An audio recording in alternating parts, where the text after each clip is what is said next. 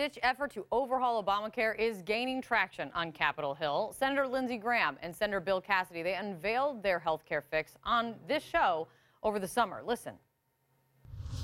If you like Obamacare, you can reimpose the mandates at the state level. You can repair Obamacare if you think it needs to be repaired. You can replace it if you think it needs to be replaced. It'll be up to the governors. They've got a better handle on this than any bureaucrat in Washington.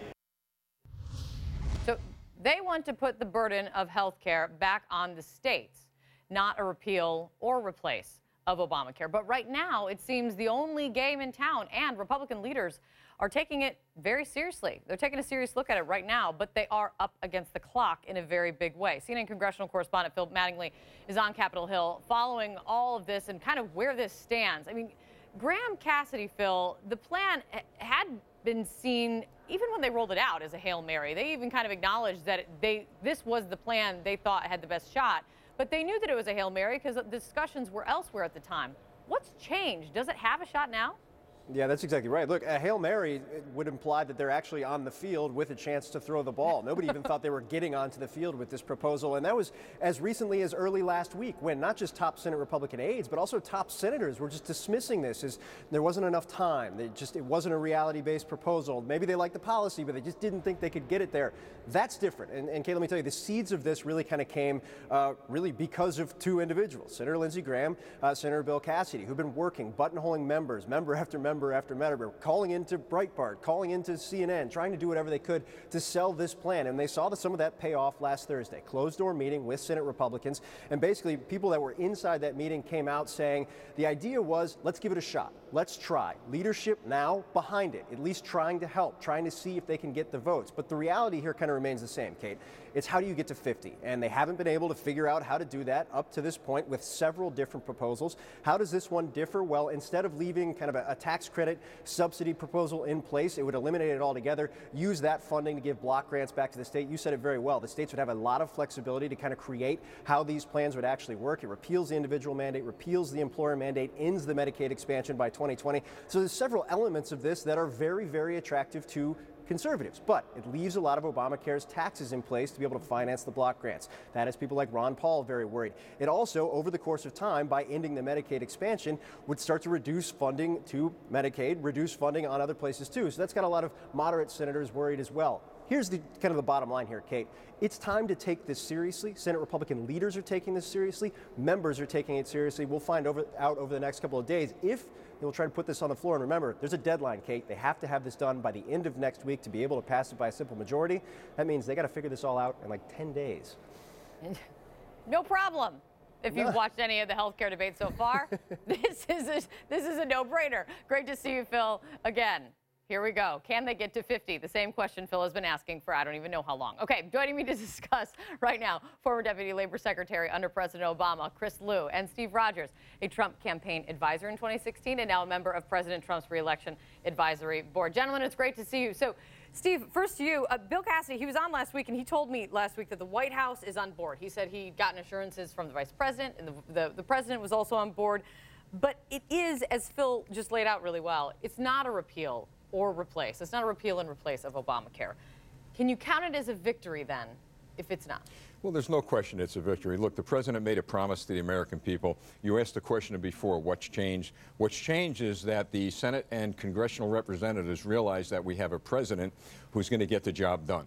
He's a chief negotiator, good negotiator. He said he knows how to make deals, and he has come to a point in time. He hasn't been able to, on health care, it's been one big no deal for the president this whole time. Well, watch and see what happens. They're willing to make a deal. They realize that they've got to do something. They've done nothing. All these years they've done nothing. Now we have a president who's saying, you know what, we're going to get this job done one way or the other. That's what's changed, Kate. The interesting thing, though, is you don't really see President Trump pitching it. He's put it on the Senate and Congress, Chris, and he says, get it done or it's on you guys. I mean, it does keep the Obamacare taxes in place, which Republicans absolutely have been against for so long. With that in mind, I mean, could Democrats see the Cassidy-Graham effort as the lesser of two evils in the end? Well, I think if you look at this bill, it is no better. In fact, in many ways, it's worse than the Senate bill that failed over the summer.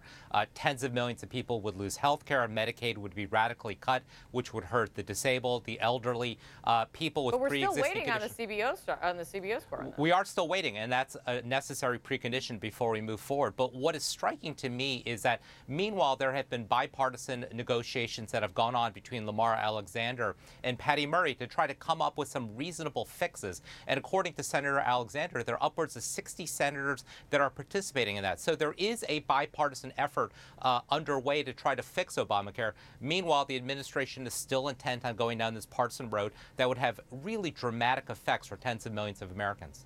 I mean, let's see. I mean, let's not put the cart before the horse. We got to see if this really gains traction. But because we've seen all along, there have been problems. This has been an intra-party problem when it comes to Obamacare and what to do about it. We've seen that play over multiple times now in this session. I mean, you have Rand Paul speaking out, calling this Obamacare light again. And he tweeted this, Steve: Graham Cassidy keeps Obamacare and tells the states to run it. No thanks, he writes. I mean, do you think this is headed the way that all of the other Republican efforts, taking the president out of it? I mean, do you think this is, when you look at the Senate, do you think this is headed the way all the other Republican efforts have so far? I think because of the president's leadership, this is going to get done. But let's talk about some facts. Where's been the leadership on this, though? He's moved past it. All he does is he's just been mocking the Senate, saying you guys, rightfully or wrongfully, saying you guys haven't gotten it done. You've had 7 years to do it.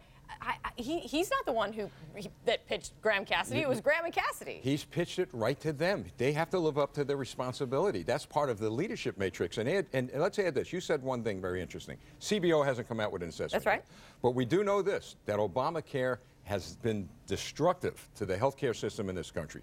And now the president's going to fix it. And believe me, at the end of the day, I think everyone is going to be very satisfied with what they come up with. They meaning the White House and the congressional and Senate delegates. Again, let's all wait until we see exactly where this heads and if they can get to 50. But Chris, I have to get you on one other thing. In the midst of all the important things we've been talking about today, the UN, threats from North Korea, this healthcare effort, the president did take some time over the weekend to retweet a GIF making it look like he was hitting Hillary Clinton with a golf ball. I mean, just you see that and you think what?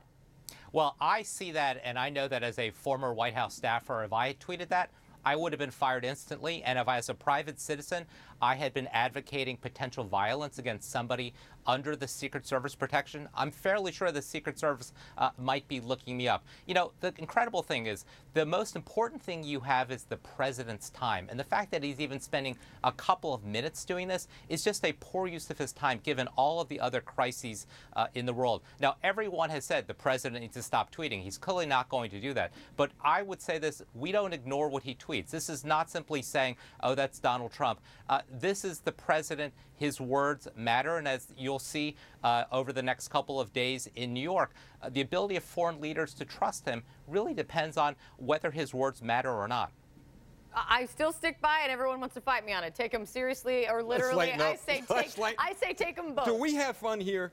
All right, so let's lighten up. I demand it, Steve. I demand it, Steve. Lighten up. Well, if you ever tweet something about hitting me with a golf ball, Listen, you know where I'm coming at you. I enjoy being here. You do a good job. Okay, Steve, great to see you. Thank you. Chris, thank you as well. Thank you. Watch your back. Steve's got a golf ball coming your way, man. That's all I know. Coming up for us, protesters are hitting the streets of St. Louis this morning. This morning for a fourth straight